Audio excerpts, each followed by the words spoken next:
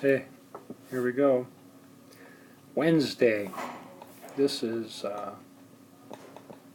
week 9, day 24. We had a good day. BCA-101, control of computers. I touched upon some questions from the midterm, tried to get them squared away. We talked about network addressing, and we did a little bit of work on Linux again. And we did a little bit of work on our websites. So, let's get started with a little review. Again, we talked about memory, RAM, we talked about the processor, and I talked a little bit about cache memory.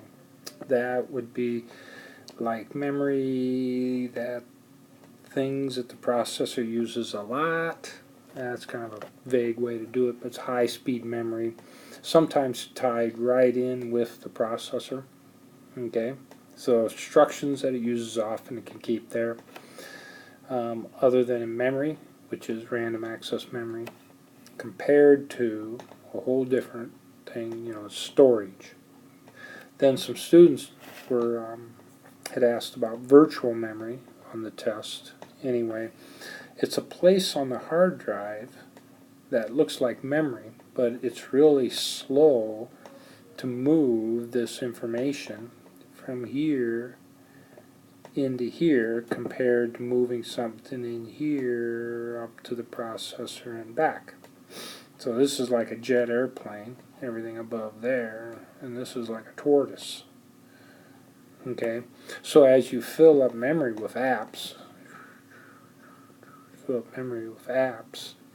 if the memory gets low, it starts putting stuff in virtual memory.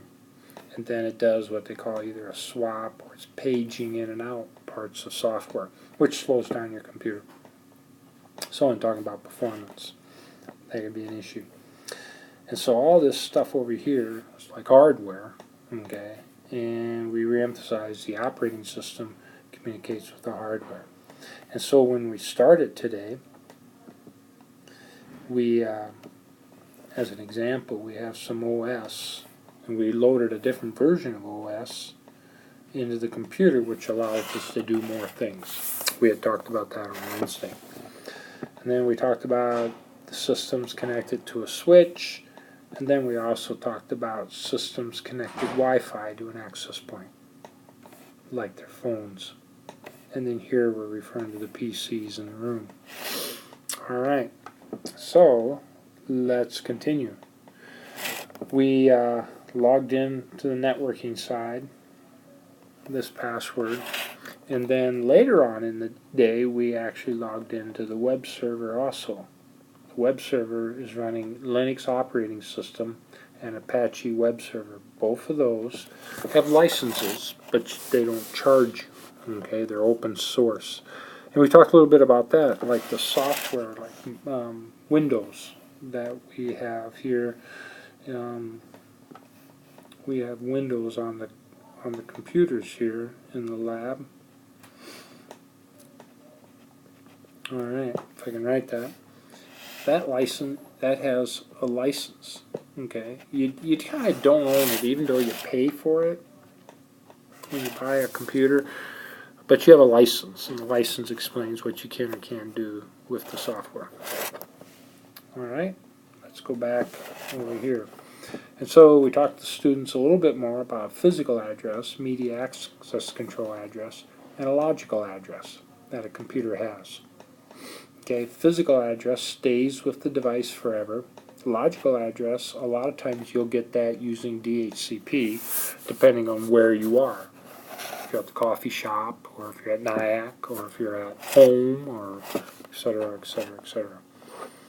And so, typically what you get is a private address via DHCP.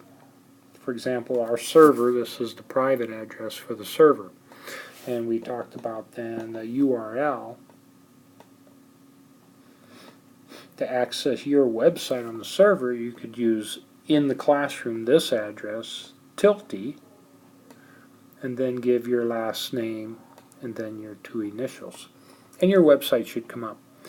If you are at home, then you have to use this public address. Anywheres where you have access to the internet. What happens? Well, we mentioned this the other day. It's worth reviewing. We have network address translation. So private addresses internally are translated here to a public address out on the internet. And we looked at that address today. And we did quite a few things. Now, you can use this address to access this server here in campus remotely. And what eventually we'll talk about doing is getting a domain name to represent an address. With that, I'm getting another picture here. So, a little review first, I guess, instead. You have a physical address and a logical address in your computers. You almost always get the logical address from DHCP. Doesn't have to be.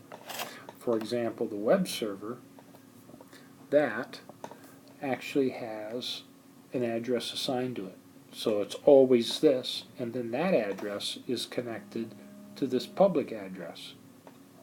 So if you're at home and you want to access the work server, you would use the public address. That would get you through the internet, and then when it gets here, it converts it to the private address. I bet you're sitting back wondering, why in the world do I want to know? Well, you'll just have to be patient. We'll talk a little bit more of this will help when we have to talk about security things.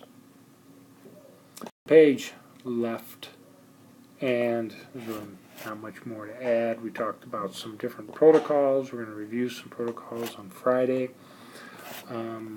The assignment.